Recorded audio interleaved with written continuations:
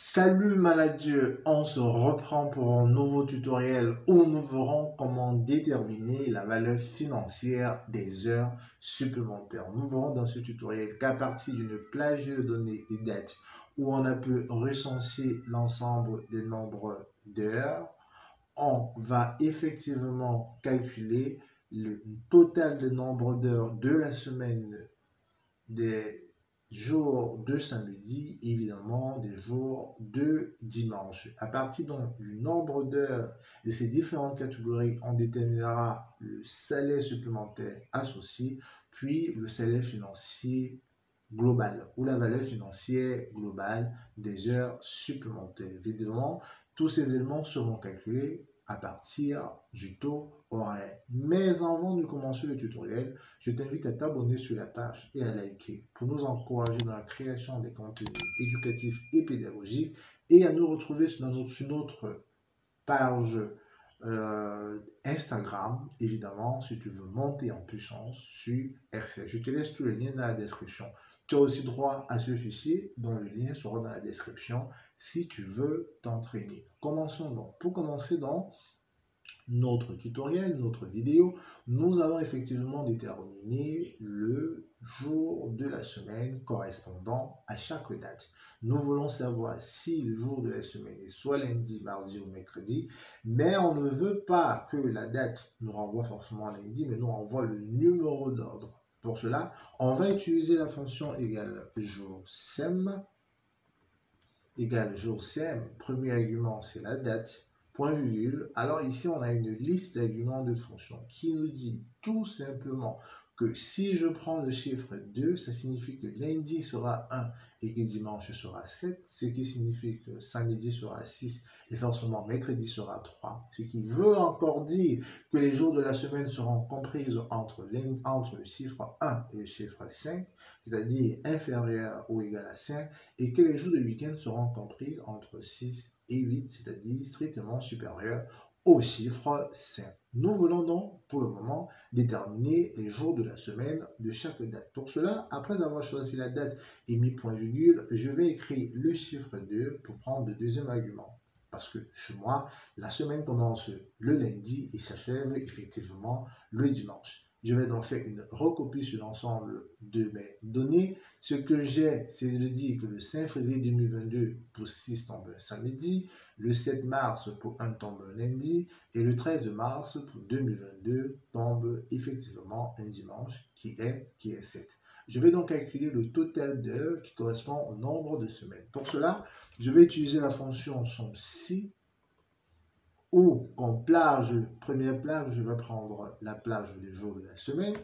Comme critère dans les côtes, je vais tout simplement mettre inférieur ou égal. Je ferme les côtes signe explicite et je mets 5.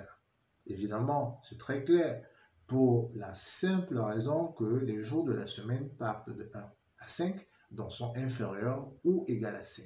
Point virgule, donc, je vais choisir la place de somme qui est tout simplement ici le nombre d'heures. Après avoir fermé la parenthèse et appuyé sur Entrée, on me dit qu'il y a 31 heures, 2 heures supplémentaires en semaine.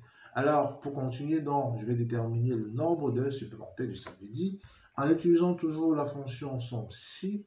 Comme critère, les jours de la semaine, plage de critères. Comme critère, j'ouvre mes côtes, je vais mettre égal et je vais tout simplement choisir 6 pour le samedi. Avant, je ferme les côtes, expédiette, je mets 6 maintenant et je mets un point virgule et je passe à la plage somme. Je choisis donc ma plage somme, je fais ma parenthèse et j'appuie sur Entrée. J'ai 15 heures d'heures supplémentaires le samedi. En répétant le même procédé de ma formule SOM-SI, en choisissant la plage de critères, en mettant point virgule, en ouvrant les côtes, en mettant égal, en fermant les côtes, en suivant par le signe expédiette, en mettant le chiffre 7 pour dimanche, puisqu'il s'agit du dernier jour de la semaine, en mettant un point virgule et en choisissant la somme de ma plage, les plages qui seront additionnées, je fais ma parenthèse et j'appuie sur Entrée. Qu'est-ce qui se passe si je vérifie si mes trois totales d'heures, on a effectivement une somme de 58. Si je choisis mon total d'heures, on a encore 58, ce qui signifie que mes nombres d'heures ont été effectivement bien reparti. Maintenant, il me faut déterminer le salaire supplémentaire de chaque catégorie. Mais avant, je dois déterminer le taux horaire qui est tout simplement égal au salaire de base divisé par le nombre d'heures faites au courant du mois. Pour le cas du Cameroun, généralement, on passe sur 40, mais après, on divise par 177,33 pour déterminer un taux horaire de 1692.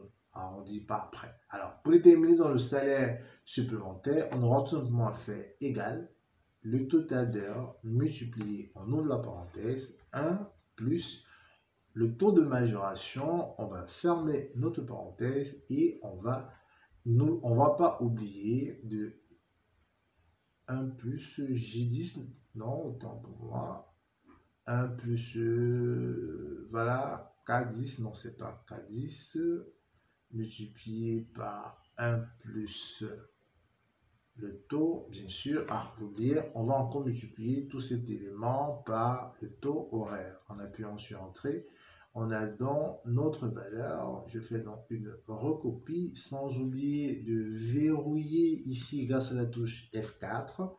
Je verrouille, je mets pourquoi pas ça en milliers et j'annule la partie décimale. En faisant une recopie, j'ai un total d'heures supplémentaires et en faisant tout simplement la somme de mes heures supplémentaires par catégorie, en fermant la parenthèse, en validant, j'ai mon total d'heures supplémentaires sur l'ensemble de ma période. J'espère que ce tutoriel a été éducatif et pourra t'aider dans ton exercice quotidien. On se reprend pour un autre tutoriel manager. À très bientôt. Bye bye.